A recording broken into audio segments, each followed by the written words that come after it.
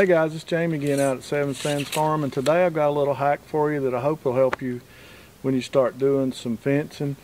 Either like some temporary fencing or putting up some of these small posts for your pigs. I know a lot of you guys, and myself included, will use these little rebar posts. And I've got to where I really like these fiberglass rods too. Hey guys, this is Jamie again out at the farm. Just wanted to bring you a little video. I've kind of figured out a little hack myself. So I've drove several of these in the last 3 or 4 days because I'm building a new pig paddock. About 100 of them to be exact, maybe give or take a few. And I've used a few of these as well that a lot of people use. They're rebar with a little flap on them. And as all of you know, driving them with a hammer, 100 of them, man, that gets aggravating all day long. And then you try to push them in the ground and they don't go far enough. And then when you put any tension on your wire, they just bend over or fall out of the way. So actually the other day I was driving some of these, both of them, when I first started. And I was using my T-post driver. And it worked well, but it's just heavy and cumbersome. So I came up with another idea. So I'm going to bring you guys along while we build this. It's kind of a prototype. I've used it.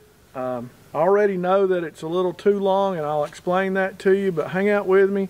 We'll build this together, and hopefully it'll help you guys when you go to put in your post for your temporary paddocks for pig or sheep or goat, whatever it might be. So let's get at it. Or the solution I came up with to drive these fence posts is I bought a 3/4 inch piece of galvanized pipe that's 3 foot long. And then I bought a 3/4 inch cap for it. You screw the cap on the end of the pipe good and tight. And there you have your driver. The driver works really well for the fiberglass rods that I use and trying to use mostly. Now the post is driven, you're not beating on it with a hammer, much better. But the problem that I found is 3 foot is actually just maybe 1/4 of an inch too long for the rebar post. So it hits here on the bottom of the post, but the cap doesn't hit at the top. What we need to do is shorten this driver by 4 to 6 inches. And that'll give us a little more space to get this one deeper in the ground if need be. And it'll give us plenty of space to drive this one without hitting the fin on the bottom of the rebar post. Hey, so let's shorten this piece of pipe now and see if it works good for those rebar posts like I think it will.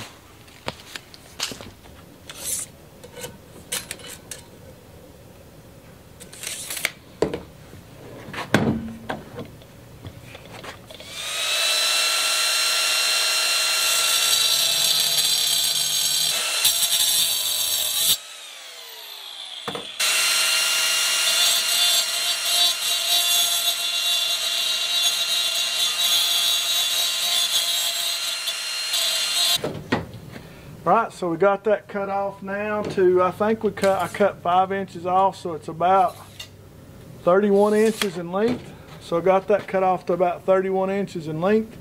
Let's see how it works on these rebar T-posts, see if it works out good. So first thing, let's dry this fiberglass post.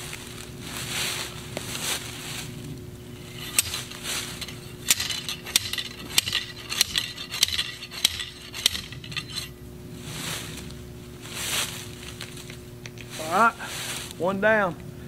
Now my test is the rebar. So I've already driven several of these in the woods before I actually cut the pipe off, and it worked good.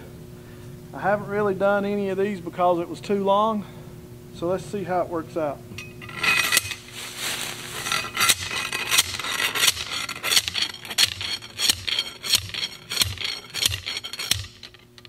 Alright, drove it in the ground all the way past the fin.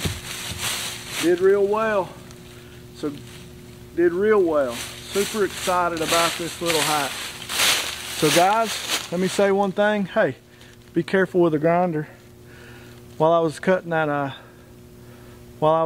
off, tore a hole in my shirt with a grinder. I'm truly blessed that I didn't get hurt, just a little scratch. So always be careful when you're doing those things. Number two, you may already do this. There may be hundreds of people doing it, but I didn't know about it, so I want to share it with you.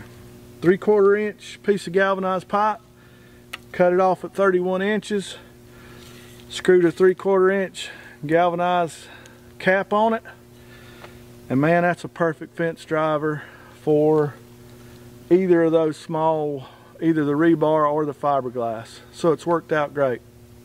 Hey, maybe this hack will help you. I know it sure has helped me drive these last 100 posts the last day where I'm moving my pigs.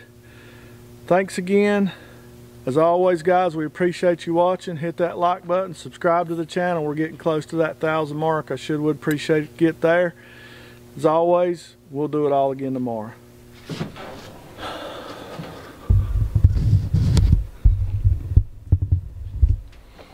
Hey guys, by the way, when you're doing any of these projects on the farm, please be careful.